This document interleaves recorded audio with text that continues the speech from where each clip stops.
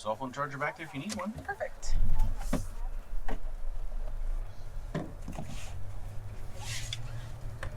Going off to enjoy the nice weather today. Yeah, I'm actually going to NASCAR Oh. downtown. Excited. Is that happening this year in Chicago? Yeah, I didn't know about this either. Yeah. But I'm just visiting for the weekend, and there's been a bunch of traffic downtown this weekend, and I guess this is the second year they've done it around Lakeshore Drive. Yeah, they tried to last year, but it rained so much that they couldn't do it. Oh, really? Is that right? Yeah.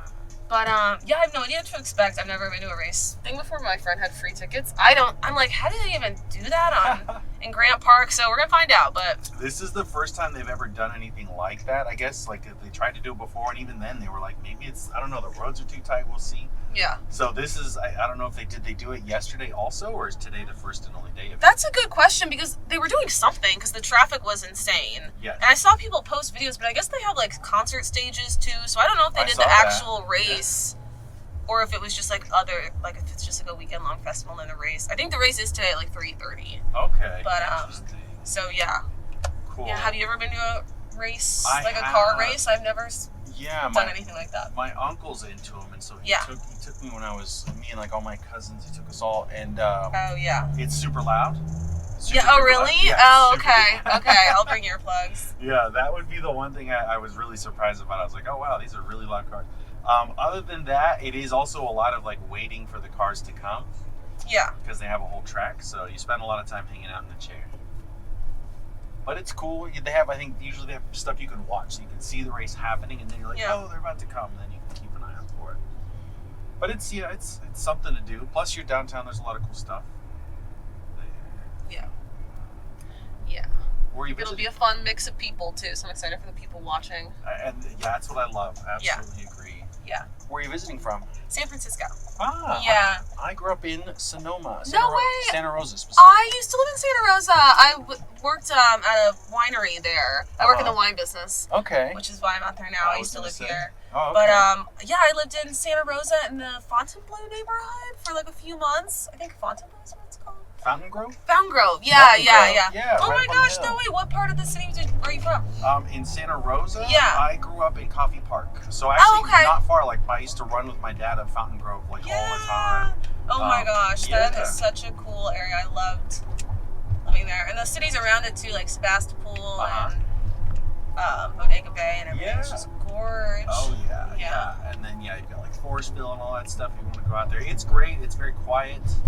Yeah, I moved because I grew up out there, and then I moved to San Francisco at like 18, 19, and then I moved to LA for my 20s. Yeah. And then I came out here after. So. Oh yeah. Yeah, we did kind of the opposite. I grew up out here, and then I moved to Santa Rosa, and then San Francisco now. So. Yeah. No, you did it right. For sure. Yeah. Definitely. Oh, that's cool. So you work in wine. So what do you do in the wine industry? Now I work for an imports and distribution company. Okay. It's just local in the East Bay actually, but I live in SF. Sure. But yeah, so they just import and distribute to like restaurants and stores and stuff in the East Bay. Okay. Which is it's nice. Yeah. It's nice working in Oakland. I like that. Oakland and Berkeley are chill areas. Oh so. Yeah, they're great. Yeah. Great areas. It's Oakland I was there when Oakland was like don't hang out in Oakland, but now it's getting a lot nicer. So that's cool. At least some of it is. There's still those parts in Oakland where they're like, maybe don't drive through here. But everywhere else is like really, really getting nice, which is great. Yeah. Yeah. I lived in actually San Jose before I moved here. If you're familiar with like Willow Glen area or San Jose ever, that's where I oh, okay. Yeah. Gotcha. Yeah. The brunch central of San Jose. Oh yeah. Is that right? Yeah. But now I live in the brunch central of Chicago, so it's cool. What's that? What is that? That is Andersonville, Edgewater. That is the brunch central. Yeah, that's where I moved to. Oh, I do like Andersonville a lot, though. Oh yeah. Great restaurants, honestly, probably better than most. It's surprising. Any other part of the city. I agree. It's really, I've definitely planned well when I was like, I just want a safe part of town to move to. I have a daughter, so I was like, let's make sure it's chill. And then I went to Andersonville, and I was like, oh, like I'm right by Clark Street, which is where all the restaurants are. It was super convenient. And then I ended up buying a house in Edgewater while they were still affordable. Oh, really? Yeah. So I bet that was the right time. I was like, that neighborhood is just like changing more and Yes. more every year. Yeah, and it keeps getting just nice. It's super quaint. It's really great. That's like awesome. You're by the lake. It's awesome. It's as close to living by a beach as I can get here. Yeah. Yeah, it is really such a luxury to have. Yeah.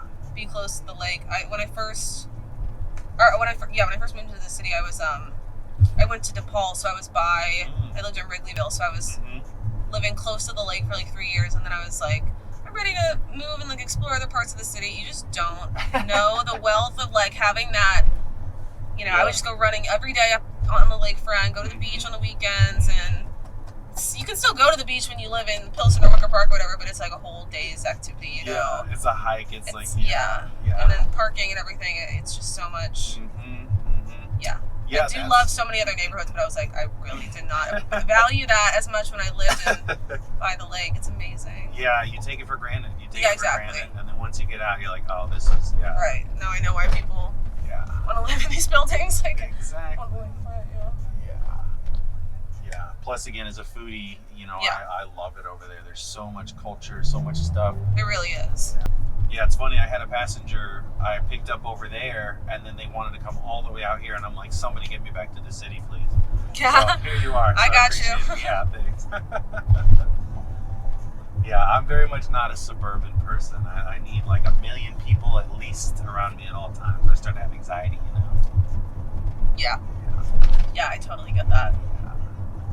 So do you think California is going to be permanent home, or are you going to go somewhere? I actually really, I'm here visiting my family now, and I'm like, I do love Chicago so much. I could definitely see myself coming back here when I'm ready for a new change again, but so yeah, I don't think California is the final destination, but it's been a really fun stop along the way for sure. It's a great one. Yeah. Yeah, and San Francisco can be so fun, so I totally get it. But affordability becomes a problem. Yeah, that's true. Yeah, it's crazy. The city has changed so much in the last like 5 years or so, but the prices just haven't gone down or reflected that. So that's not great, but No, you're right. Unfortunately, it's the tech companies I know. really just make it to where a certain type of people wants to live there. It just overflows it. Yeah, and it's hard. Even then, I was living in San Jose. I'm a cloud infrastructure engineer, 9 to 5. Oh, okay. I'm not, so it's like I'm the techie that they're going for, you know. And it was like, even then, I was like, this is crazy. But out here, for a while in Chicago, I could buy a house just about every year. It was pretty impressive. But now it's catching up. So who knows? yeah. But I hear there's a lot of wine countries kind of popping up all over the states. There's one in Indiana now, right? Yes. Michigan, Wisconsin, the Midwest. I try and talk to people about it. Like when I'm talking to winemakers or people who work in the industry in like Oregon and Sonoma and stuff, and I'm like, hey, the Midwest wine is not bad either. They're looking at me like, are you crazy? Like we're drinking Napa cabs. Like what are you talking about, Michigan wine? That's so but funny. but I'm like, I don't know. I think the underrated areas are just so interesting, you know. Yeah. And the land is cheaper in those areas to buy, so you can get some people who are experimental and trying new things and untraditional. I think it's exciting. I don't love everything I'm trying, but it is an exciting kind of idea. I agree. Yeah.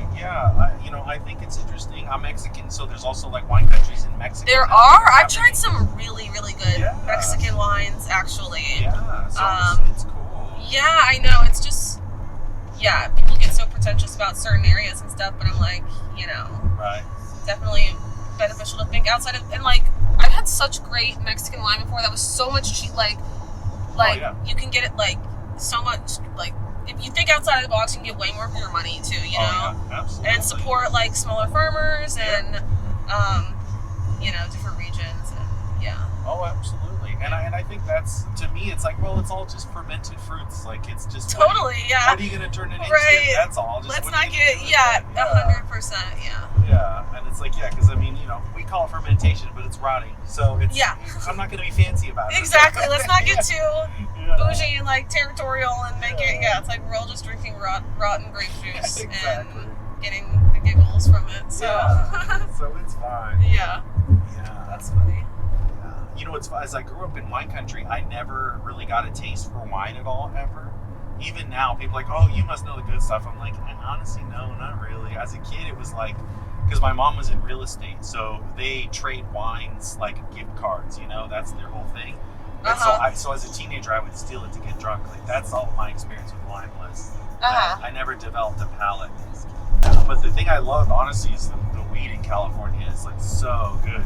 Yes. Yeah. Yes, almost too good. Like, when I first moved out there, I was used to smoking this stuff, the brown stuff that came from like central Michigan, and now I'm like smoking the Mendocino stuff that's like fuzzy and purple, and I'm like, this is crazy. Yeah, it's like the best weed on earth. You take one hit and you're like, oh my god, I'm so high. Literally. Yeah. And it's just more abundant out there. People, like, there's just, I don't know, people just are more generous. Like, I don't know, it's just, the culture of it is grown stronger. It's sad, though, the weed industry has really changed a lot out there with, like, there was kind of a bubble that happened, I think, when it became legal. Yeah, I was right there for it. Was it 2018? No, 2017, 16, right then. Yeah, there was. It was great where you get really good weed, dirt cheap, and everybody had it. Yeah. And then when I was living in Santa Rosa, which was like last year, the year before, a lot of what people would talk about was like farms in the area, weed farms, were like going under, selling their land for super like cheap. Like they had lost all their money. Yeah. But like it's, you know, they were explaining it to me like, because it's still illegal federally. Yeah. Like the value of their like product has decreased significantly in the state of California. Oh yeah. If they could sell it to other states, exactly. You know, they could even out, like, but they can't do that, so they're just like, you know, screwed in their like regional market. Yeah, and it is, you know, fortunate, unfortunate, because it is that there was a black market. There was they were growing and selling illegally, and that black market completely dried up in California. And then the surrounding states did the same thing: Oregon, Washington, Vegas, Nevada. Right? These all now allowed. So now, really, the only place they can sell is New Mexico, where it's like super federally illegal in New Mexico. Like, you can't. I have a buddy who lives out there. Actually, he's Arizona, and he got busted for internal possession, which is if you have a dirty piss analysis, if you pee and it shows that you smoked weed a month ago. Oh my gosh! Internal possession. I didn't know it was that illegal there. That illegal. It's nuts. And so like that type of stuff. So there isn't that whole market dried up. On the nice side is that you can buy land for super cheap in Mendocino County now. Yeah. But it's like at what, you know, it does take away a lot of farmers, a lot of wheat farmers. But it's kind of, I always look at it as like, well, what's the trade-off? Now everybody has it. It's regulated. It's accessible. Yes. Because, you know, growing up out there, we wouldn't get the dirty brown weed, but you would get weed that people would spray with like rain and stuff. Oh, really? Because it's unregulated. You had no idea. Yeah. So you just, it's like that type of stuff would be a problem. No, yeah, I definitely think it's, there's definitely so many benefits to it being regulated and legal, and but yeah, it's just crazy it's taken this trajectory. I hope it'll, you know, stabilize the market a little bit soon. Yeah, and I think it'll happen. I think now we're like over 51% of states have medical or some way legal cannabis. So it's like, I think they're trying to deschedule. I think Biden already started saying like, let's look into rescheduling. This is not a Schedule 1 as bad as heroin drugs. So it is crazy that it's to think that is Schedule 1. Yeah, and they're doing the same thing with shrooms out there too, which is cool. Yes, in Oakland. Yeah. Because I was living in Oakland last year, and I was like so confused. It was I think right around the time they were doing like the rollout of, but people would hand out these flyers. I guess initially it was like you could buy mushrooms, but they would have them. It was like some loophole where it was like if it's being used for religious purposes, or like medicinal, or like spiritual purposes, right? So you would have to like join this church and technically become a parishioner of this like shrooms church. Yeah. But everyone was trying to like get you to join this church so you could buy mushrooms. I think they were like decriminalized, but hadn't been like legalized for sale outside of like religious context, which is like so random. It's so random, but it's like, all right, well, but they snuck it in. So it's really interesting. Yeah, and they did that in, I think, Santa Cruz also. Oh, really? Yeah, so that's another one. But it's like, they're trying to go the same way for legalizing weed. They'll do that with mushrooms. Detroit also has legal shrooms now. Oh, is that right? Yeah. I didn't know that. We'll see. You know, we'll see. I'm one of those who's like, just let everybody do whatever they're gonna do. Like, it's just let people do the drugs they want regularly. Right. It should be fine, but who knows? Yeah, it's crazy to think that there's people who like, you know, served crazy jail times and like done things for mushrooms and like can't be that can't be like a net benefit. Oh yeah, or weed. Like there's people that had, you know, a sandwich bag of weed and they're doing 28 years in prison. It's like, for what? This is it's wild. I know, isn't that? I feel like that is so something we'll tell our kids about. Or like, I have friends who like, got fired from jobs, had their whole lives turn up on their head, because they failed a drug test, and then now, you know, people are getting rich off of, you know, selling it in stores. So it's just crazy. That is so something we'll tell the next generation, and they'll be like, they'll think that's so wild. I agree. Yeah, no, 100%. Yeah, most places, like when I interview for jobs, they don't even test for weed anymore. They're like, we don't even, like, as long as there's no prescription drugs. Where did I get? Maybe my friend was getting drug tested recently at like work or something, and they were literally told them, they're like, just so you know, it's like, okay, if it comes up for weed, like we don't. I mean, technically, it's like not like we don't really care. Like they just have to say that now. Yeah, exactly. But yeah, like it's federally illegal, but like it's fine here, so we don't even think of it. Right. Yeah, which is, I mean, that makes the most sense, but it's one of those things. Yeah, I think it was some guy I read at like Wimbledon or something. Some like big tennis player got banned they were drug testing and it came up for weed, and then the players like did a protest because they were like, the point of the drug test in the sports context is so that you're not doping. Yeah, exactly. It's like, okay, so you smoking a little weed is not gonna it's not a performance enhancement drug, like, you know. Yeah, it's the opposite of it. Right. It makes you lazy. Yeah, but it's probably like, you know, they talk about mental health in like sports and in tennis even too a lot, like. Oh yeah. But you know, they put these strict regulations on them. They can't do anything like recreational to enjoy themselves, or they put this insane pressure to perform and succeed. So I thought it was cool that the players were like, oh, this is annoying. Yeah, I saw they did that. Yeah, in MMA it was kind of the same thing. Oh really? Somebody got piss tested and then we're like, it's for weed, but they're like, this is MMA, like. Yeah.